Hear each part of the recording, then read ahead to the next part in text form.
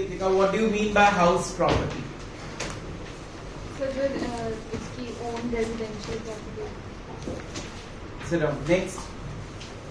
Kritika, house property is chargeable to tax. Which type of tax it is? Is it PGs or what?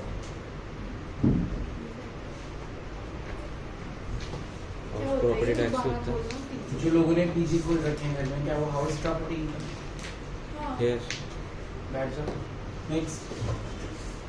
Danish, मैंने अपना घर rent पे दे दिया प्रणव को। प्रणव ने आगे दे दिया वही घर में कुछ पार्ट राजदीप को। जो मुझे इनकम राजदीप से आएगी, क्या वो भी मेरी हाउस प्रॉपर्टी इनकम? तो आशीष, सेम क्वेश्चन। जो मुझे प्रणव से रेंट आ रहा है मेरी हाउस प्रॉपर्टी है, क्या प्रणव ने आगे उसको राजदीप को सबलेट कर दिया, क्या वो भी मेरी हाउस प्रॉपर्टी इनकम मानी जाएगी? मैंने आपको रेंट पे रखा है, जैसे ऊपर आपने एक चौथा फ्रेंड बना के उसमें रख लिया और उससे रेंट ले रहे हो, कुछ पार्ट मुझे मिल रहा है, तो क्या वो मेरी हाउस प्रॉपर्टी इनकम है? मनन,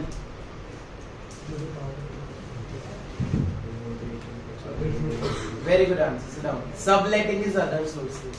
लिखो rule number 1। Sit down everyone. Sublet is charged under other sources. Sublet is charged under other sources.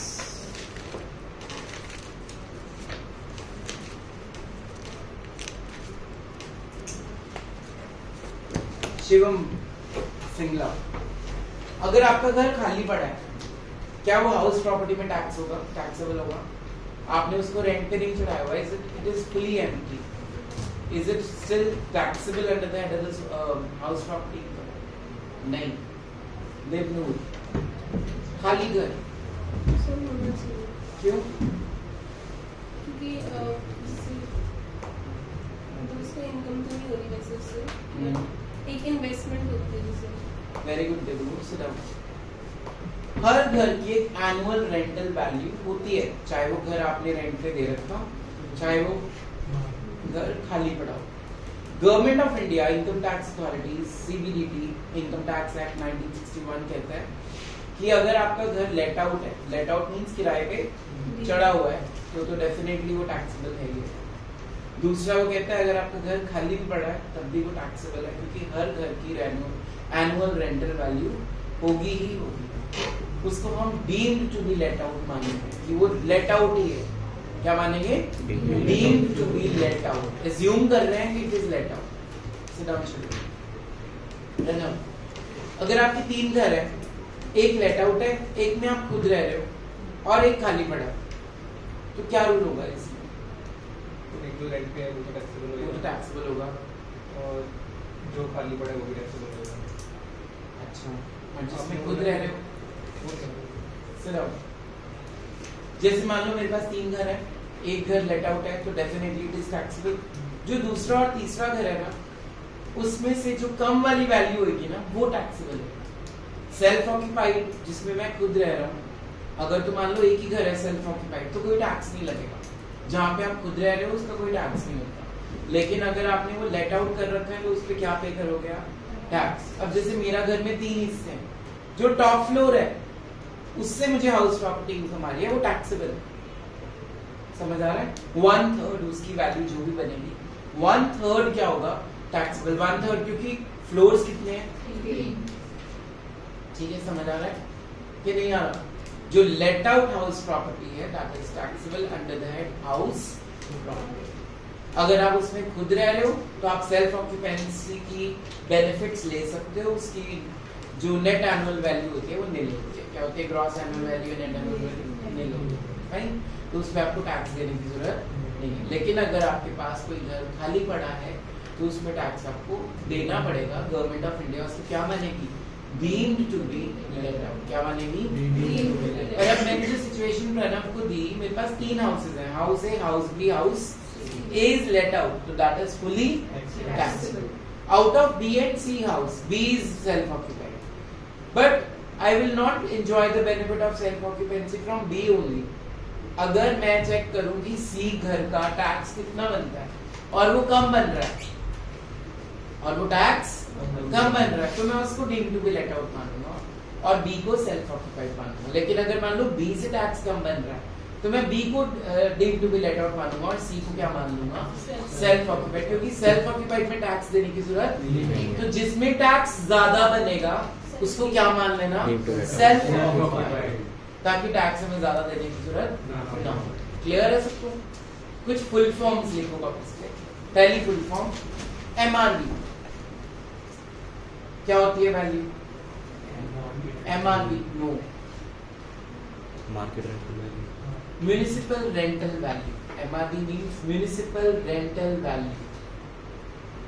Next FRV, बोलते नहीं, fair rental value. Very good.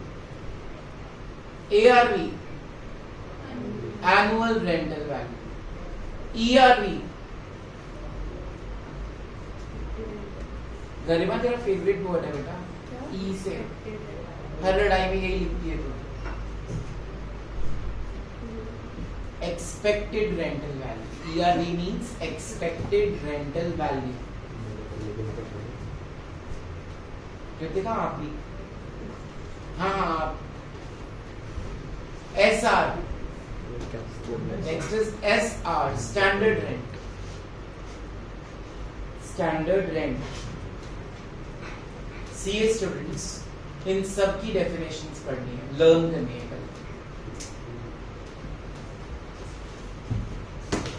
Question number 1. Let's start the practical portion.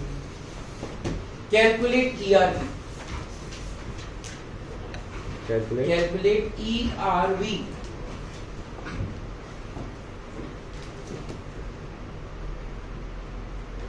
Question लिखो। MRV 30,000,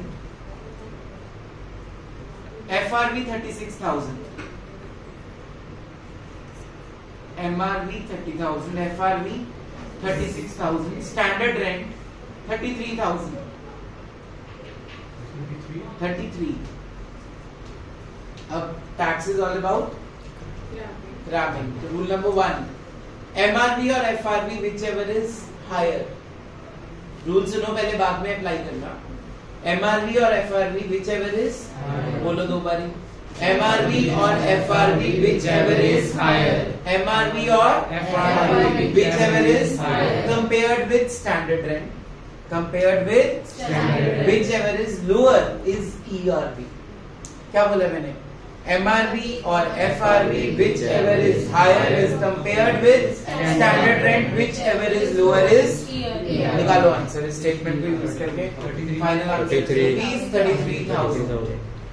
ठीक है, कैसे लिखना है paper में देख लो एक बारी। एमआरवी और एफआरवी वैल्यू बताओ। एमआरवी की कितनी थी? एफआरवी 36, whichever is higher। जो हायर होगी उसको सर्कल कर लेते हैं। Is compared with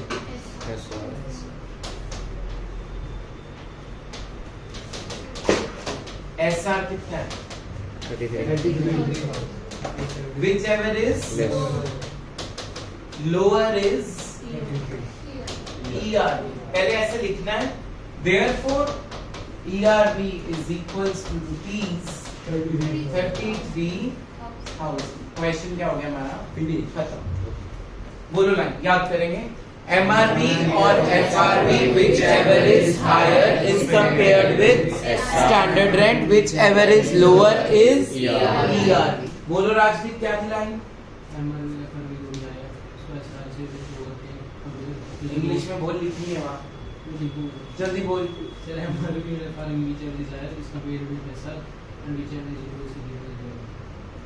ये एंड में क्या होगा? जल्दी नोट डाउन कर दो। नेक्स्ट क्वेश्चन खुद करके दिखाओ। बोलो क्वेश्चन। बोल दो सर। MRV 30,000,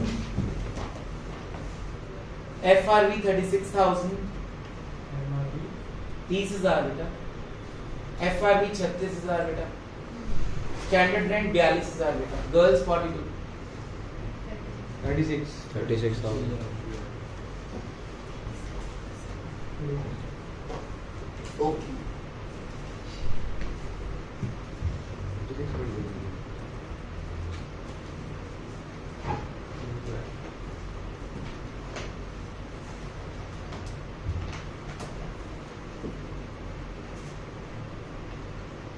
क्वेश्चन नंबर 2 से पहले लिखो new topic, annual rental value. Annual rental value कैसे निकालनी है? Write down the question for that. Question में बोला होगा calculate ARV। ARV means annual rental value. Write down. MRV 60,000 60। Shivam हाथ नीचे करो। FRV 66,000।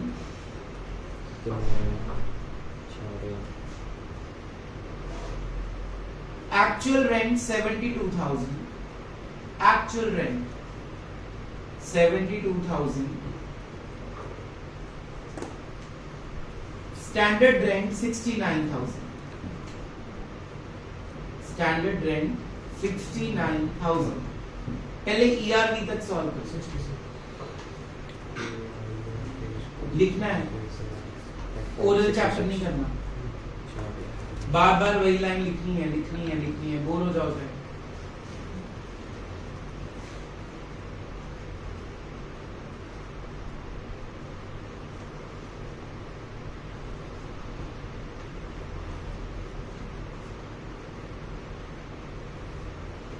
ERV कितने है कृतिका? आ गया इतना सबका? अब एनुअल रेंटल वैल्यू क्या होती है सुन लो पहले। ERV जो आई है उसको एक्चुअल रेंट से कंपेयर करेंगे, which ever is higher is annual rental value. मतलब जो ERV आंसर आया था उसको किससे कंपेयर करना है? एक्चुअल रेंट से। वो आंसर क्या आ जाएगा? Annual rental value. तो your answer should contain this line. MRV or FRV, whichever is higher is compared with standard rent, whichever is lower is ERV compared with actual rent, whichever is higher is annual rental value. And final answer is rupees 72,000. ऐसे याद करना है, higher, lower, higher. हो गया?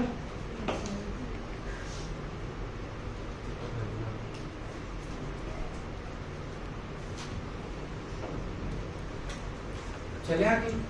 Topic number 3 Rajdeep, तबे ठीक है?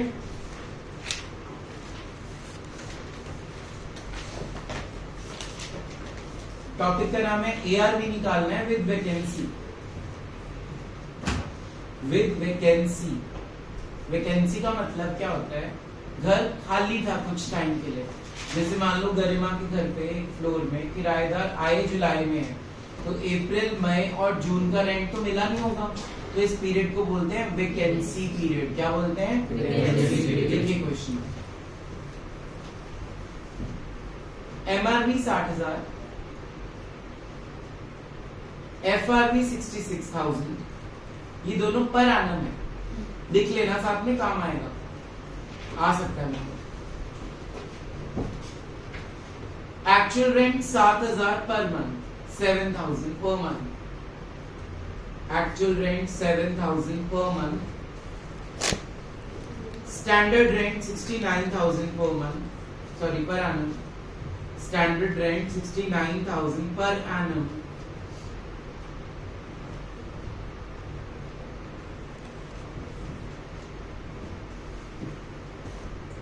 House was vacant for full year. This is the case 1. House was vacant for full year. Case 2. House was vacant for 2 months.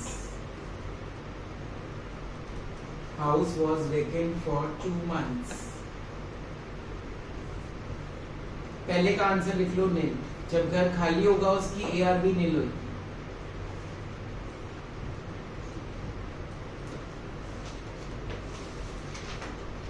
क्योंकि एक ही घर है, उसकी घर की वैल्यू क्या ले लेंगे हम? पहला आंसर क्लियर हो गया सबको? सेकंड निकालना जरा, ERV तक सॉल्व करो और प्रॉपर्ली करना। आंसर बोलना इज नॉट सोल्यूशन।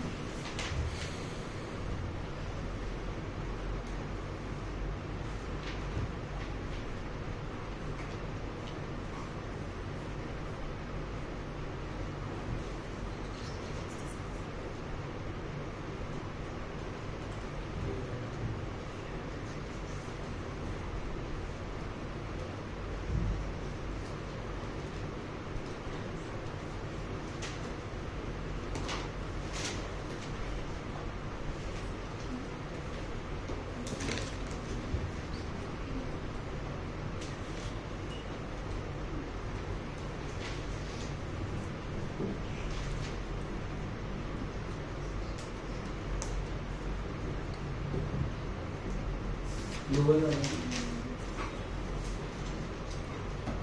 और एक्चुअल रेंट क्या है 7,000 पर मंथ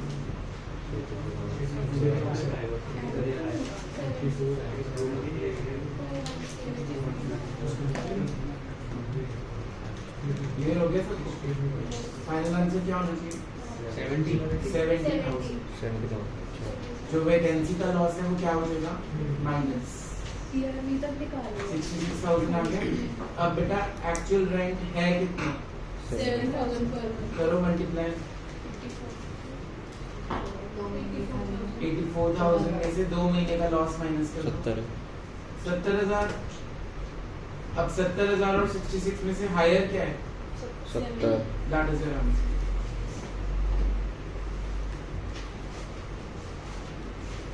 लाइन्स चेंज करो मैं लॉजिकली समझाऊं क्वेश्चन को। वंशिका दीदी होगा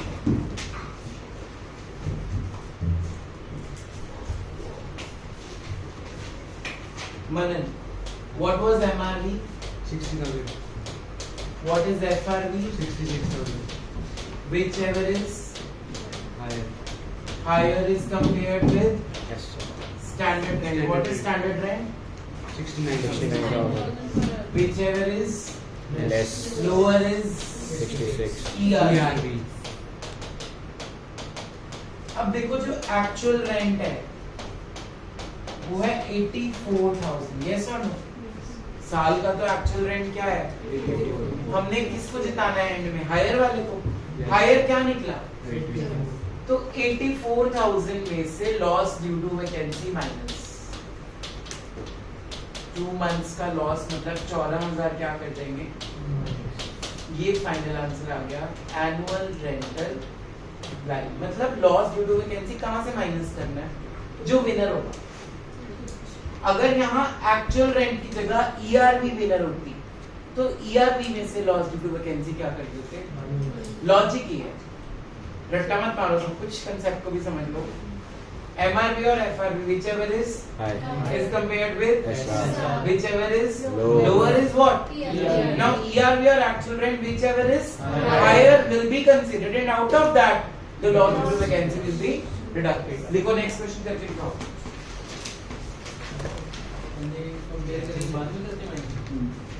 MRV 60,000 है FRV 66,000 है MRV 60,000 FRV 66,000 standard rent 69,000 actual rent 4,000 per month vacancy 2 months 4,000 4,000 per month vacancy 2 months ठीक है टीवी 58 वैसे लॉजिकली किया जो मैंने बताया है loss due to vacancy will be deducted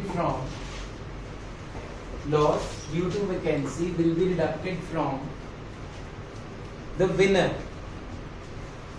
paper में मत लिखा ना ये line winner that can be either ERV or either actual rent either ERV or either actual rent ठीक है physics. Topic number 4 unrealised rent. Unrealised rent का मतलब क्या होगा आपके किराएदार भाग गए आपको बिना पैसे दिए बैड डेट्स हो गई ठीक है। तो वैकेंसी और अनरियलाइज्ड रेंट अलग अलग चीजें हैं। वैकेंसी मींस खाली पड़ा था घर unrealised rent means runs out अपना सामान लेके निकल गए आपको रेंट नहीं दिया। चलो लिखो क्वेश्चन इसका बोलूं सेम क्वेश्चन पहले वाला लिख लो। Actual rent 7,000 per month 7,000 per month MRV 60,000 per annum FRV 66,000 per annum standard rent 69,000 per annum सब कुछ same.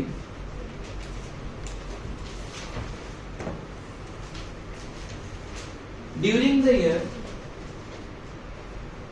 there was unrealized rent for 2 months.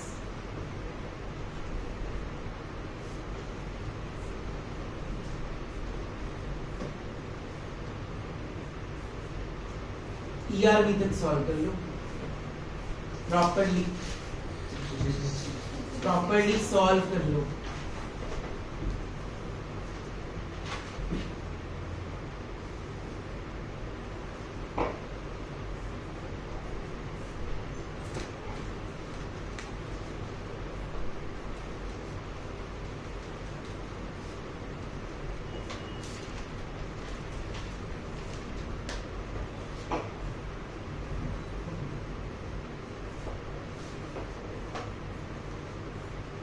अब बोलो आंसर. 66 और चलो अब बताता हूँ मैं अनरियलाइज ट्रीटमेंट की क्या ट्रीटमेंट होती है. अनरियलाइज रेंट की MRV Tribhuvan FRV 66,000 per annum. whichever is compared with Standard whichever is less is compared 66,000. इतना कर लिया. अब जो loss due to unrealised rent है वो माइनस ही एक्चुअल रेंट से करना है. पहले एक्चुअल रेंट है 84,000 माइनस 14,000 2 महीने खाली रहा ना 7,000 into 2 कितना आंसर आया 70. So out of 66 and 70 whichever is annual rental. फर्क क्या है. वैकेंसी कहां से माइनस हुई विनर से.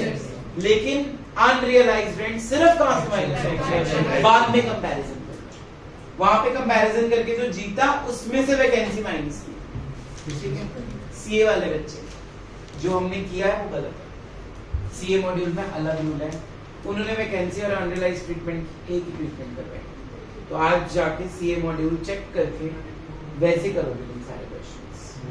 आंसर सेम आता है बट ट्रीटमेंट्स जो उन्होंने की हुई वही लिखो वापस पे. Check the treat. बीकॉम में यही करना पड़ेगा जब बीकॉम में पहुंचोगे. 5th सेमेस्टर में और 6th सेम में यही रूल लगाना पड़ेगा नहीं तो वो गलत कर देंगे. सिर्फ सीए में इसकी ट्रीटमेंट अलग है. सीएस भी यही वाला करता है जो हम करते हैं. Check the treatment of vacancy and unrealized rent and according to that solve all the questions. आज ही चेक कर लेना नहीं तो पूरा चैप्टर करने के बाद सारा चैप्टर रिपीट करवाया था मैंने किसी बैच को. तो बेटर है आज ही ठीक कर लेना अपनी चीज. सिर्फ क्लियर है. अभी मेरे वाला सीख रहा हूँ. उन्होंने उल्टा अच्छा किया दोनों की एक ही ट्रीटमेंट चाहे वैकेंसी हो चाहे अनरियलाइज्ड.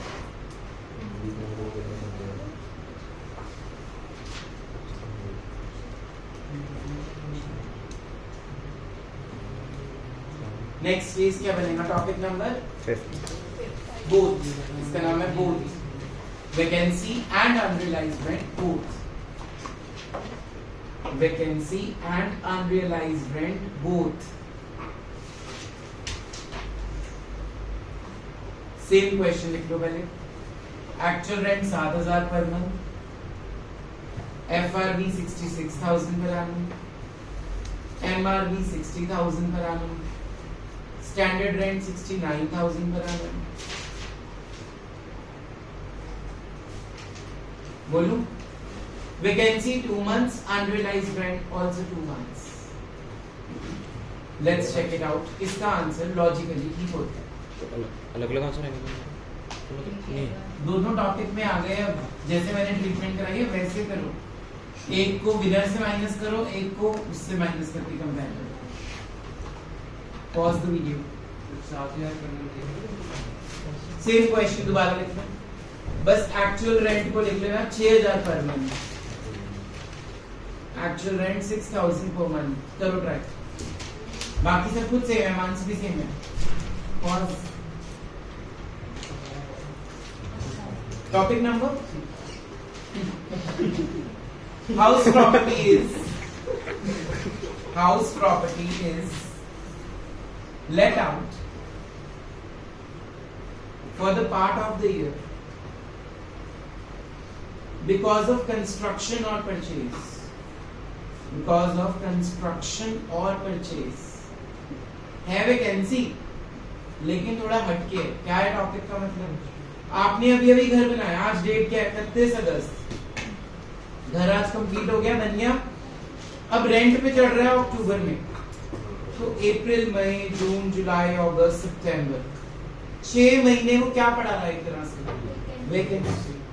अब इसको कैसे करना है, उसके लिए क्वेश्चन लिखिए। Calculate ARV, MRV 60,000, FRV 66,000, standard rent 63,000, सब कुछ पर एनम है। 63,000 पर एनम लिखो, काम आना है वो इसमें। Real rent 6,000 per month. Real rent होता है एक्चुअल रेंट। क्या होता है? Date of completion 31 May 2022। Date of completion 31 May 2022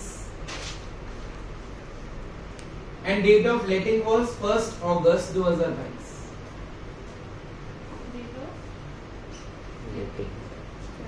date of letting was 1 August 2022।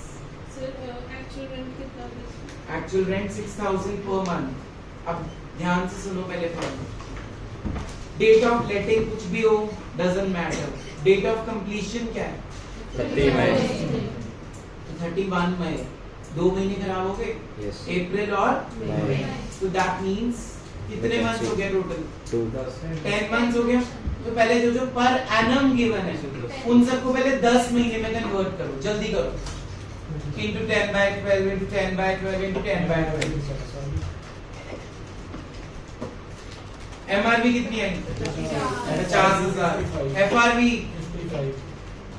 और स्टैंडर्ड रेंट 525। Very good. पहले लिख लो वापस पे। हमने सब कुछ 10 महीने में कन्वर्ट कर दिया।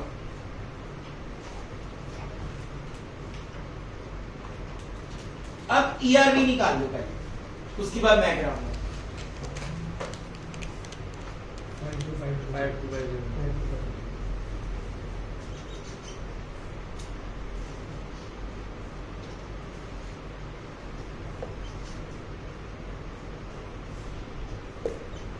ERV कितनी आ गई? अब ARV निकाल लो। ARV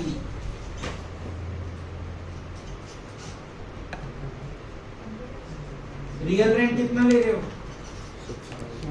60,000। 6,000 per month for 10 months it will be 60,000। ARV 60,000। ARV 60,000। इतना हो गया सबका, तो आगे कराऊं। अब हमारा घर कब कंप्लीट हुआ है? 31 मई और लेट आउट कब हुआ है? 1 अगस्त। तो कितने मंथ एम्प्टी रहा है? 2 months। जून एंड जुलाई। तो एंड में जो विनर आया है, विनर में से लॉस ड्यू टू वैकेंसी क्या कर देंगे? Minus. Idiot. Loss due to vacancy winner में से माइनस करते हैं ना। ARV 60,000 आई थी, 60 है तो 12। 60,000 में से 12,000 माइनस होगा, 48,000। 45। बेटा रिज्यूम पे पॉज तो नहीं की ना वीडियो चल रही है ना? MRV, FRV, जो भी था, ERV आ गया। ERV के बाद actual rent whichever is higher is winner is ARV। ARV में से loss due to vacancy minus कर दें। वैकेंसी कितने मंथ्स की है? 2 months.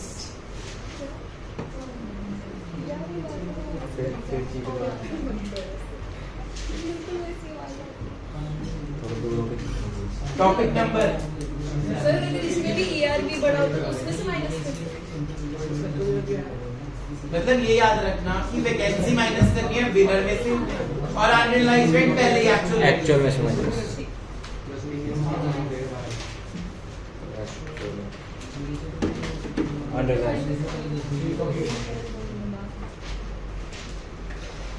Next topic number 7। Deduction of taxes. Topic का नाम है deduction of taxes.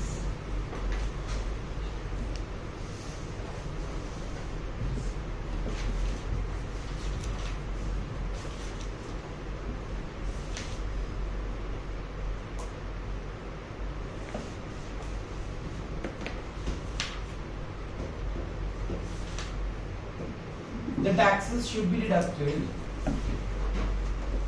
The taxes should be deducted from ARV. From ARV only if paid by the owner of the house. Only if paid by the owner of the house. क्या मतलब है? बोलते नहीं. अगर tenant ने पे किए हैं तो डिडक्शन नहीं देंगे. अगर ओनर ने पे करे हैं तभी क्या होंगे? माइनस. ठीक है. अब वो एक बार सुन लो वो कैसे होते हैं टैक्सेस के नाम क्या क्या हैं.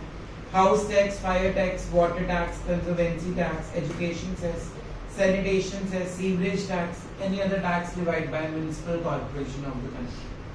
ठीक है भाई. अगर ये क्वेश्चन में आपको मिला है तो क्या कर देना है? जो फाइनल आंसर आएगा उसमें से एंड में क्या कर देना?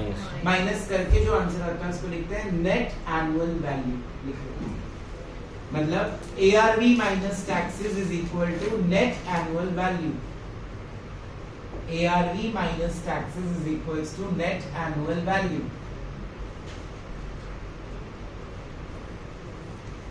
Topic number 8.